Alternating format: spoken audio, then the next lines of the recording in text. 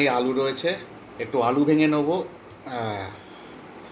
আর এখান থেকে একটু মাংস এই যে নিলাম, ভাতের মধ্যে পুর দিলাম, দিয়ে আহা দুপুরবেলা খেতে বসেছি। আজকে আমার মেনুটা খুব ভালোই মেনু, খারাপ বলবো না।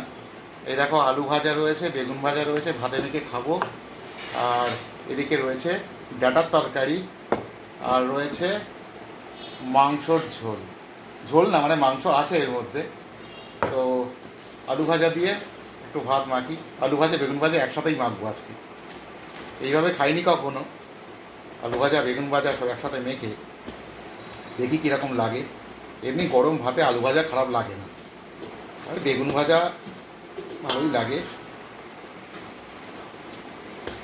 আহা দারুণ বন্ধুরা, দারুণ। এইবারে নেবো ডাঁটার তরকারি, ডাঁটা আলুর তরকারি। এর মধ্যে এই টমেটো দেওয়া আছে, শুকনো লঙ্কা দেওয়া আছে। তো একটু ভাত মাখি, তো একটু খেয়ে দেখি কীরকম লাগে। এই সময় তো বাজার ভর্তি সজনে ডাঁটা, অনেকটা ডাঁটাও কিনেছি। তো এই সময় ডাঁটাটা খাওয়া খুব ভালো স্বাস্থ্যের পক্ষে। দুরন্ত বন্ধুরা, দুরন্ত, জাস্ট ফাটাফাটি। আর ডাঁটা একটু চেপোতে হবে, হেভি লাগে কিন্তু, যাই বলো। এইবারে নেবো মাংসর ঝোল, সাথে মাংসও রয়েছে, আলুও রয়েছে। আর মাংসের যে সাইজটা এই দেখো, দুর্ধর্ষ সাইজ। আর এক পিস আলু আর ঝোল। তো একটু খেয়ে দেখি কীরকম।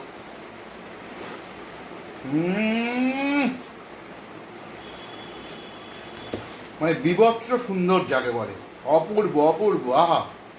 এখানে এই আলু রয়েছে, একটু আলু ভেঙে নেবো।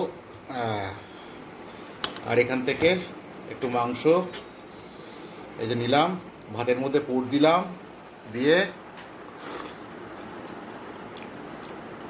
আহা এসব বলে বোঝানো সম্ভব না, বলে বোঝানো সম্ভব না, আহা।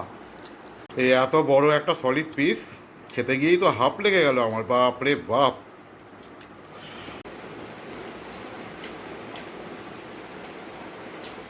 ভালো সেদ্ধ হয়েছে কিন্তু, অনেক সময় সলিড পিসটা ঠিকঠাক সেদ্ধ হয় না, কিন্তু এটা প্রপার সেদ্ধ হয়েছে। মানে একটা এই খেলেই পেট ভরে যাবে, ভাতগুলো এক্সট্রা, এরকম একটা ব্যাপার।